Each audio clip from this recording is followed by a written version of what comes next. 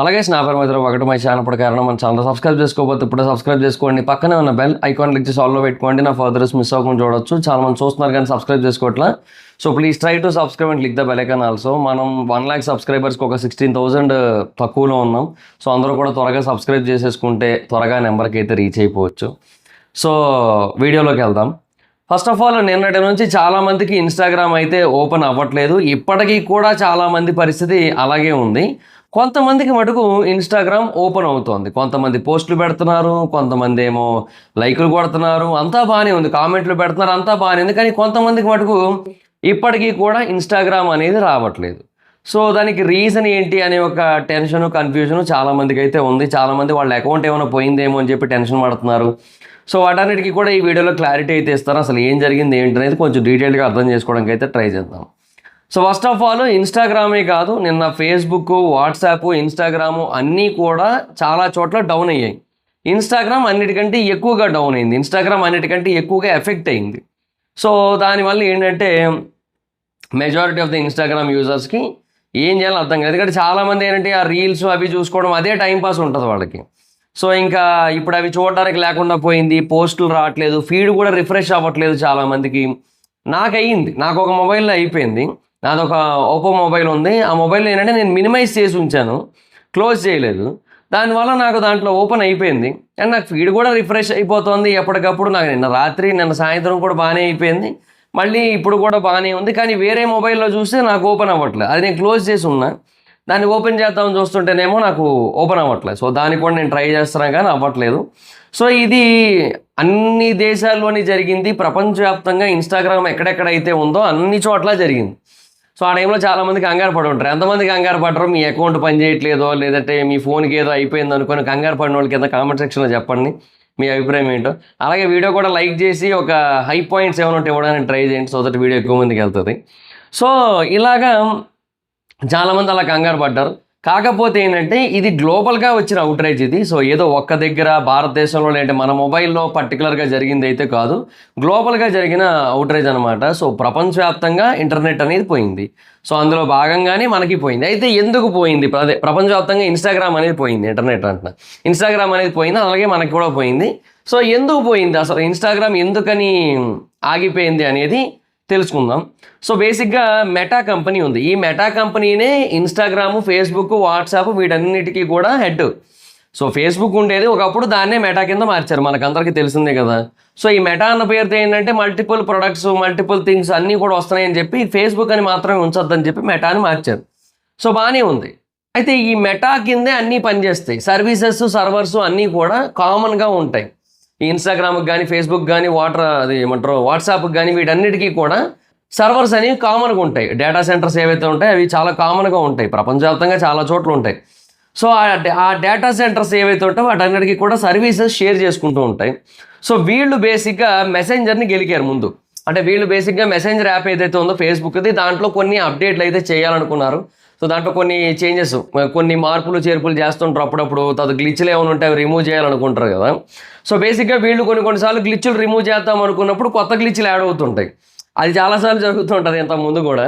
So అలాగే వీళ్ళు ఈసారి గ్లిచ్ల్ని ఏవో రిమూవ్ చేద్దామనో, లేదంటే అప్డేట్ చేద్దామనో, లేదంటే ఇంకా బెటర్గా యూఐ ఏమైనా బిల్డ్ చేద్దామనో, whatever it is, messenger యాప్ని గెలుగుతున్న టైంలో వీళ్ళ యొక్క మెయిన్ సర్వర్స్ ఏవైతే ఉంటాయో అవన్నీ కూడా ఒక రకంగా జామ్ అయిపోయినట్టు అయిపోయాయి. గ్లిచ్ అయ్యి జామ్ అయిపోయాయి మొత్తం. అంటే ఇంకా సర్వర్స్ అన్నీ కూడా స్టక్ అయిపోయాయి అక్కడ.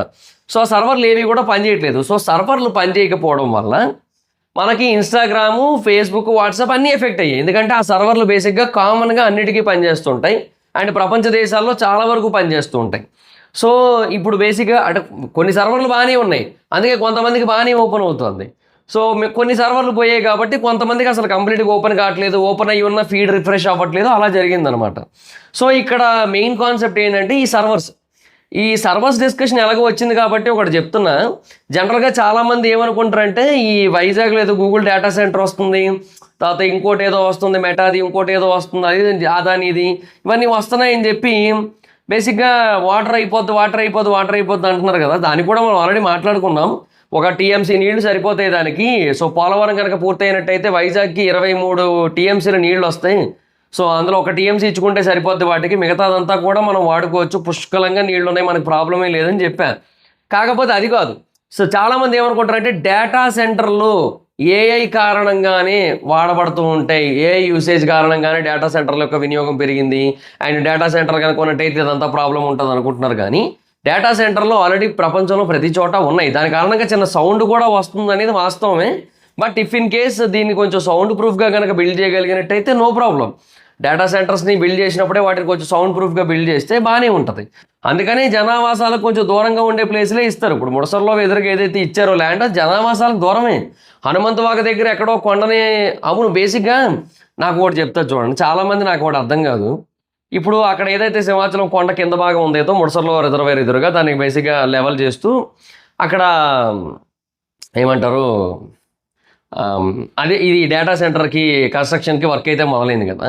సో దాని గురించి ఎవరైతే ఇబ్బంది పడుతున్నారో, అటు కొండను తవ్వేస్తున్నారు అయ్యేదని, హనుమంతవాక జంక్షన్కి వెళ్ళి చూశారు ఎప్పుడైనా?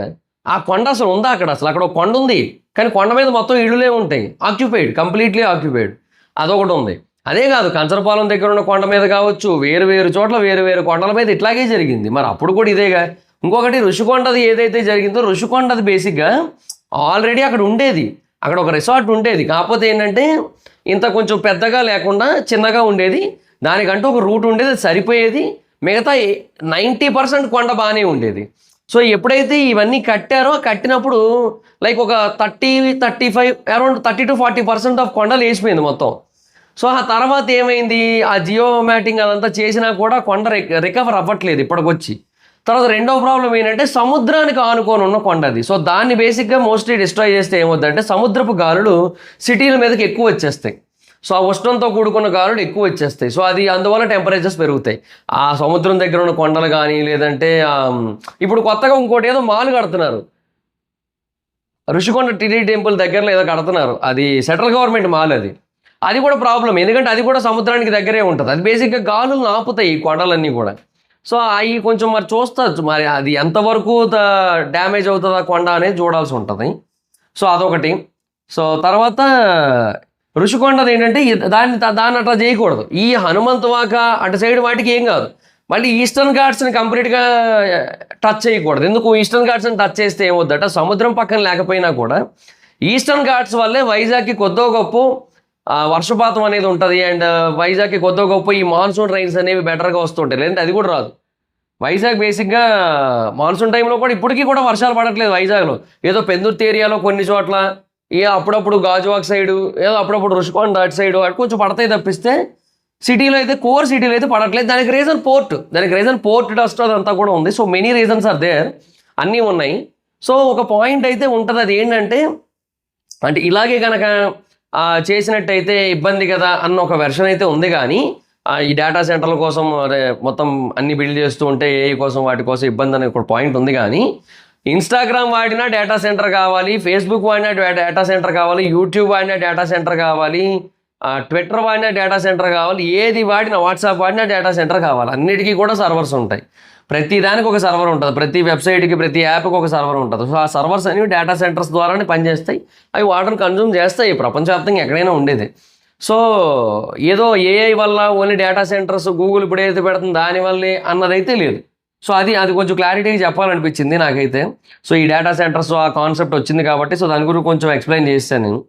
సో ఇలాగా ఏమంటారు, ఇదేదైతే ఇన్స్టాగ్రామ్ డౌన్ అయిందో దానికి రీజన్ ఇదనమాట. So main data centre, main data service ఎక్కడైతే ఉందో అది కొంచెం జామ్ అయిపోయింది, గ్లిచ్ అయిపోయింది. సో దాని నుంచి ఏవైతే సర్వీసెస్ అందుతున్నాయో ఆ సర్వీస్ అన్నీ కూడా బ్లాక్ అయినట్టు అయ్యిందనమాట. సో వాటన్నిటిని కూడా మనం ఇప్పుడు ఎక్స్పీరియన్స్ చేయలేకపోతున్నాం, ఇప్పటికీ కూడా పూర్తి స్థాయిలో రికవర్ అవ్వలేదు. దానికి తోడు ఇంకొకటి ఏంటంటే, ఇప్పుడు మనం ఈ వీడియో చేసుకునే టైంకి సాటర్డే మార్నింగ్ టైంకి ఇదంతా అయిపోయింది.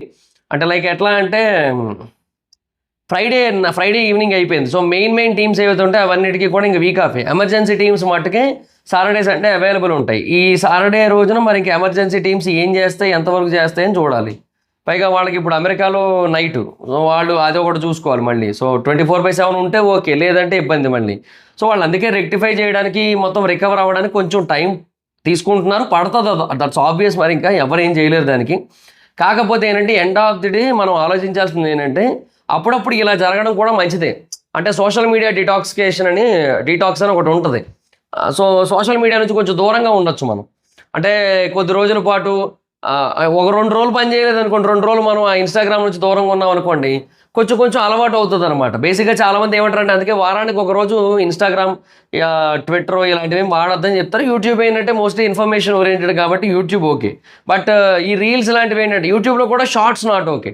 యూట్యూబ్లో కూడా షార్ట్స్ చూడొద్దు, లాంగ్ వీడియోస్ ఏమైనా చూస్తే చూడండి. ఎందుకంటే షార్ట్స్ ఏంటంటే ఇలా స్క్రోల్ చేసుకోవడం, మీరు ఇన్స్టా రీల్స్ ఇట్లా స్క్రోల్ చేసుకోవడం, ట్విట్టర్ ఫీడ్ స్క్రోల్ చేసుకోవడం, ఇలా స్క్రోల్ చేసుకొని చేసి అలవాటు అయిపోయి మనకు తెలియకుండా గంటలు గడిచిపోతుంటుంది. అందుకని ఏంటంటే చాలామంది వారానికి ఒక రోజు అయినా సరే మిగతా సోషల్ మీడియా ప్లాట్ఫామ్స్ ఏవి వాడొద్దని చెప్తుంటారు ఎక్సెప్ట్ యూట్యూబ్. సో అట్లాగా అది కూడా యూట్యూబ్లో కూడా షార్ట్స్ చూడొద్దు, లాంగ్ వీడియోసే చూడమని చెప్తుంటారు. సో ఇలాగ ఇవన్నీ కూడా ఉంటాయి. సో ఓవరాల్గా ఏంటంటే ఎనీహో ఇది కూడా ఒక రకంగా మనకి మంచిదే అనుకుందాం, మన కోసమే జరిగింది అనుకుందాం. అలా అనుకుంటేనే హ్యాపీగా ఉండగలుగుతాం కూడా. సో మనం కూడా కొంచెం ఏంటంటే చూడండి, సోషల్ మీడియాకి తప్పేం లేదు, చూడడంలో తప్పేం లేదు. కాకపోతే అట్లీస్ట్ వీక్లో ఒక day, at least half of the day, ఒక డే అని కూడా అన్నాం, హాఫ్ ఆఫ్ ది డే కొంచెం దూరంగా ఉండడానికి అయితే ట్రై చేయండి. మొబైల్ కూడా వాడకండి ఆ టైంలో, మొబైల్ కూడా పక్కన పెట్టేసండి, ఫ్యామిలీతో టైం స్పెండ్ చేయండి, ఇట్లాంటివన్నీ చేయండి. ఇది కూడా ఒక రకంగా మనకి మంచిదే, మనం అట్లా ఉండడం కూడా హ్యాపీయే కదా మనకి. సో అది మరి matter. So that's guys, this the video మీకు నచ్చితే లైక్ చేసి వీడియోని షేర్ చేయండి. ఇందుకే డౌన్ అయితే మెసెంజర్ యాప్ని గెలకడం వల్ల జరిగింది ఇదంతా కూడా. సో ఇంకా అందువల్ల మరి ఇంకేం చేయలేం మరి.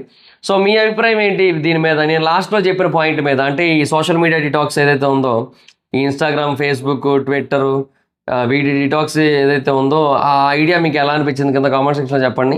ఈ వీడియో మీకు నచ్చితే లైక్ చేసి వీడియోని షేర్ చేయండి. ఇప్పుడు ఎవరైనా మన ఛానల్ సబ్స్క్రైబ్ చేసుకోకపోతే ఇప్పుడు సబ్స్క్రైబ్ చేసుకోండి. పక్కనే ఉన్న బెల్ ఐకాన్ రిచ్ ఆల్లో పెట్టుకోండి, నా ఫర్దర్స్ మిస్ అవ్వకుండా చూడొచ్చు. చాలా మంది చూస్తున్నారు కానీ సబ్స్క్రైబ్ చేసుకోవట్లా. So please try to subscribe, click the bell icon also. నా ఇన్స్టాగ్రామ్ ఐడి జాబ్స్ బై అక్కడ వచ్చి ఫాలో అవచ్చు. థ్యాంక్ యూ సో మచ్ గారు. బాబా video next video. Bye by.